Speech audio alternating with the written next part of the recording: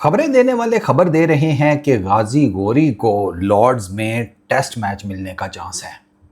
यानी कि मोहम्मद रिजवान बाहर जाएंगे और गाजी गोरी वो आएंगे पाकिस्तान की टीम में एज विकेट कीपर बैट्समैन। किसी ने पूछा ना कितने भाई हो, उसने कहा 4। अगला कहता है 5 होते तो क्या पट लेते। गाजी गोरी आ गया तो कौन सी आपने एकदम से सारी ऊपर से नीचे तक बैटिंग जो है वो च्यवनप्राश खा के डबल सेंचुरियां मार रही होगी। पहली चीज़ तो ज़रा कुछ चीज़ें ना कैटेगोरिकली क्लियर हो जानी चाहिए पाकिस्तान के क्रिकेट फैंस को कि उनको चीज़ों का पता होना चाहिए।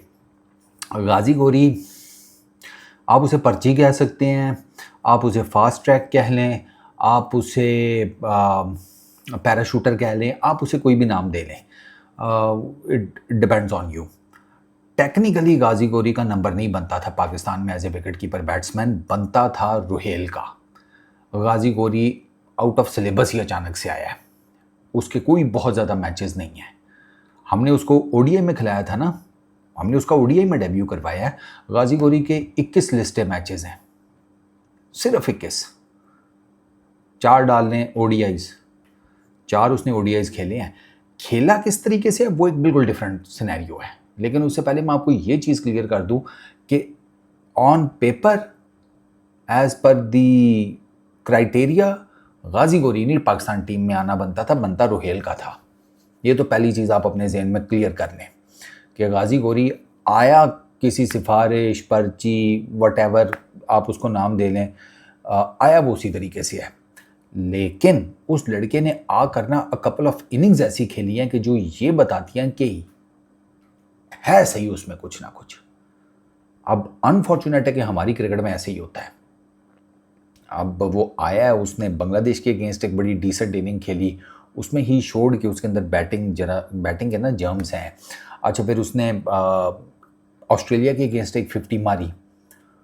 इसने बेसिकली जो 4 मैचेस खेले हैं उसमें से 3 ऑस्ट्रेलिया वाले खेले हैं, एक उसने बांग्लादेश में खेला। बांग्लादेश में उसने एक डिसेंट इनिंग खेली, ऑस्ट्रेलिया के अगेंस्ट उसने एक 50 की, ऑस्ट्रेलिया के अगेंस्ट भी उसने एक बड़ी डिसेंट इनिंग खेली 37-38 ऑड की सेकंड ओडीआई में। वो ठीक जा रहा था, ये खड़ा रहता तो पाकिस्तान ने मैच वो भी जीत जाना था, लेकिन वो फिर ये आउट हो गया, फिर वो क्या नाम है उसका अरफात आउट हो गया, ठीक है, अरफात मिनास वो आउट हो गया, तो वो पाकिस्तान के लिए प्रॉब्लम क्रिएट हो गई ठीक है। और पानी इतना ऊंचा हो गया सर से कि शादी भाई भी नहीं बचा सके थे वो मैच। तो पहली चीज़ तो ये है कि आने का सेटअप हो रहा है गाजी गोरी के, लेकिन एट द मोमेंट आपके पास कोई और चॉइस नहीं है। आपके पास सेकेंडरी विकेट कीपर गाजी गोरी है उस टूर पर।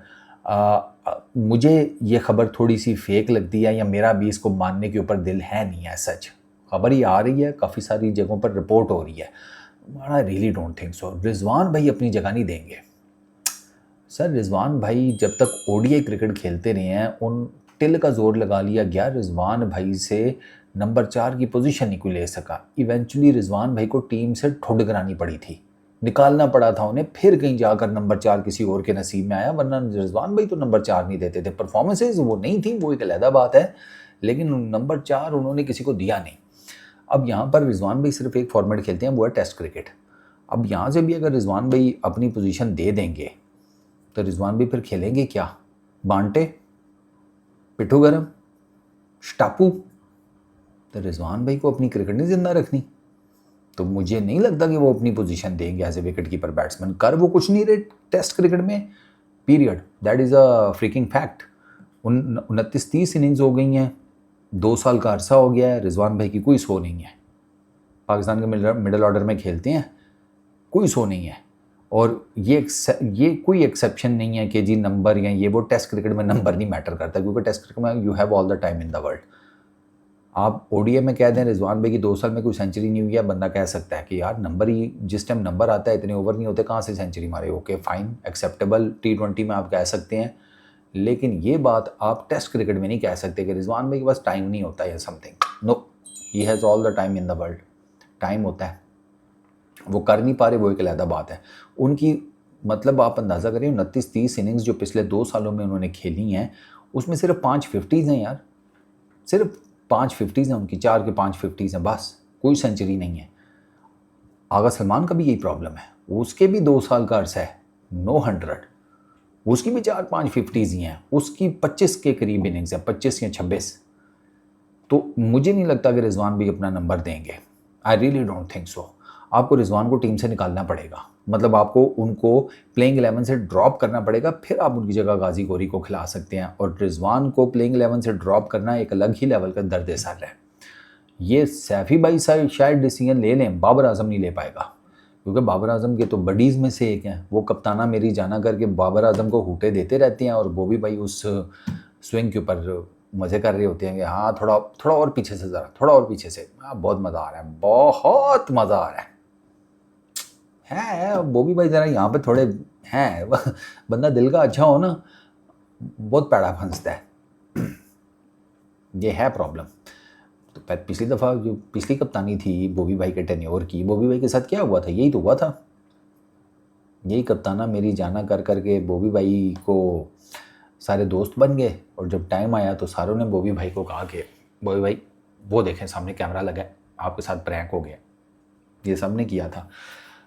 बाकी अब गाजी गौरी के 26 फर्स्ट क्लास मैचेस हैं, 1500-1600 रन हैं उसके, 300 हैं, 40-41 की 40-41 की बैटिंग एवरेज है उसकी, कुछ 50-60 कैचेस हैं उसके, 10-12-13 कुछ स्टंप्स हैं। ठीक है, कायद आज़म ट्रॉफी में वो ज़्यादा इनिंग्स उसकी आई डोंट थिंक सो हैं। मैंने एक जगह चेक किया था तो वहाँ पर तो उसकी 5-7 इनिंग्स आ रही थी या 8 इनिंग्स आ रही थी समथिंग।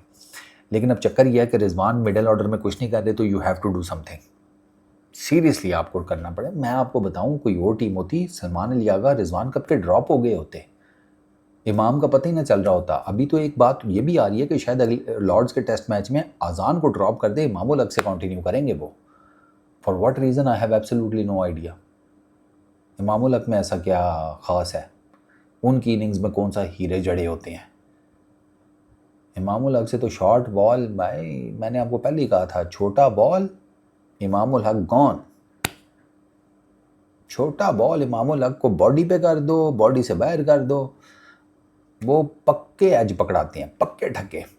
तो यहाँ तो वैसे ही जोफ्रा आर्चर छोटे बॉल मार रहा होता है, और उसने छोटे बॉल ऐसे जाँ करके गुजारे हैं कि फिर एक थोड़ा सा आगे करके फेंका तो इमाम भाई को वो भी छोटा ही बॉल लगा, और झुके भी ऐसे प्यार से थे ना, नफासत से, ग्लव ऊपर करके, कि बंदा कहता है कि वाह सर, इतना बेहतरीन आप ही आउट हो सकते थे। तो यार बॉटम लाइन ये है कि हाँ, गाजी गौरी को चांस मिलना चाहिए। इनफैक्ट मैं होता तो मैं तो अगले दोनों टेस्ट मैच उसे दे देता as a wicket keeper batsman के 4 इनिंग्स इंग्लैंड में खेलो, पता लगे तुम्हें हिलती हुई गेंद क्या होती है। हिलती हुई गेंद के साथ, अगर हिलती हुई गेंद के पीछे अगर 140, 45 से 150 का पेस है, तो फिर कैसा दिखता है ग्राउंड में, गेंद नज़र भी आता है या नहीं आता। ठीक है ना, जोफ्रा आर्चर को फेस करो, एटकिंसन को करो, टंग को करो, क्या उसको कहते हैं, रॉबिन्सन को करो, ताकि आपको पता लगे भाई test cricket, red ball cricket क्या चीज़ है। ये एक साइड तो यह है कि अच्छा आपको चलाना, व्हाट आई फील, आपको चलाना इन्हीं 2 फॉर्मेट्स में है गाजी गौरी को, test cricket, ODI cricket. T20 का तो सवाल ही पैदा नहीं होता। T20 में वो एवं ही ज़बरदस्ती घुसा हुआ है। तो तभी मैं उसी कॉन्टेक्स्ट में कह रहा हूँ ना कि ये इसको ना पुश है किसी का, इसको है, वी ऑल नो दैट। वरना यार इसकी तो T20 की वो गेम ही नहीं है, ये T20 में सिलेक्ट कैसे हो जाता है? Emerging Asia cup T20 format पे हो या कोई और हो, गाजी गौरी वहाँ पे उसमें क्या कर रहा होता है, वो मुझे ये समझाए। ये T20 का बैटर नहीं है, उसकी बैटिंग मैंने देखी हुई है, मुझे पता है उससे पावर हिटिंग नहीं होने वाली, वो प्रॉपर स्ट्रोक्स खेलने वाला बैट्समैन है। तो वो T20 छोड़े, वहाँ पे किसी और गरीब को चांस दे, वो कंसंट्रेट करे रेड बॉल क्रिकेट के ऊपर और ओडीआई क्रिकेट के ऊपर, बस।